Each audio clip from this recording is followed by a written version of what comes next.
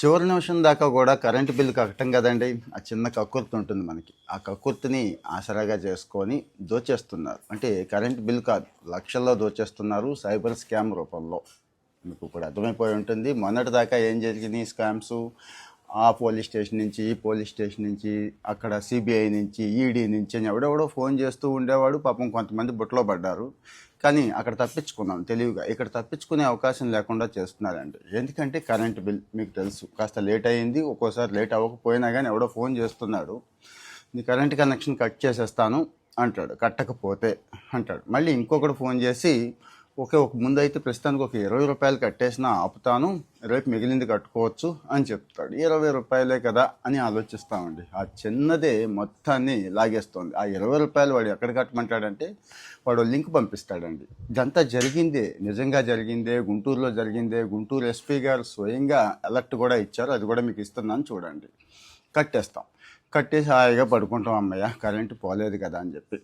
తెల్లారి చూసేసరికి మన అకౌంట్లో ఎంతైతే అమౌంట్ ఉన్నాయో మొత్తం కూడా గోవింద. ఎందుకంటే వాడు పంపించిన లింక్ బేస్ చేసుకొని మనం డబ్బులు పంపుతున్నాం చూడండి. ఆ 20 రూపాయలు అది స్క్రీన్ షేరింగ్ కూడా ఉంటుంది అందులో. అంటే ఇంటర్నల్గా అందులో స్క్రీన్ షేరింగ్ కూడా ఎనేబుల్ అయ్యి మనం ఏమేమి నొక్కుతున్నాం, ఏం పంపిస్తున్నాం, మన పాస్వర్డ్స్ ఏంటి అన్నీ కూడా వాడికి తెలిసిపోతాయండి.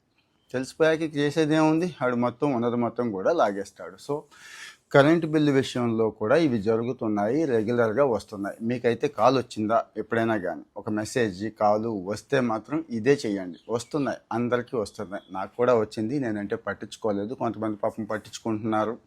ఈ విషయం తెలియక చాలామంది ఉన్నదంతా పోగొట్టుకుంటున్నారు. మొన్నటిదాకా రకరకాలైన సైబర్ క్రైమ్స్ జరిగినాయి కదండి. ఆ పార్సిల్ వచ్చింది, ఈ పార్సిల్ వచ్చింది. అది కూడా అంతే.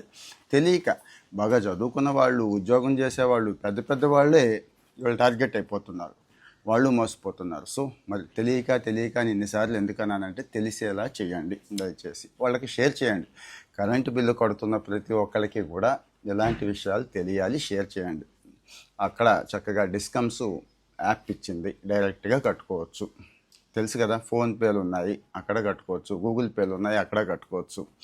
కట్టలేని పరిస్థితి ఉంటే ఈ నెల కట్టకపోతే వచ్చే నెల 100-200 పెనాల్టీ వస్తుంది తప్పించి 20 రూపాయలు కట్టండి, 10 రూపాయలు కట్టండి అని చెప్పి ఎవడు and. Plus me current connection cut చేస్తున్నాము అని చెప్పి ఫోన్ అయితే ఎవడు చేయడండి.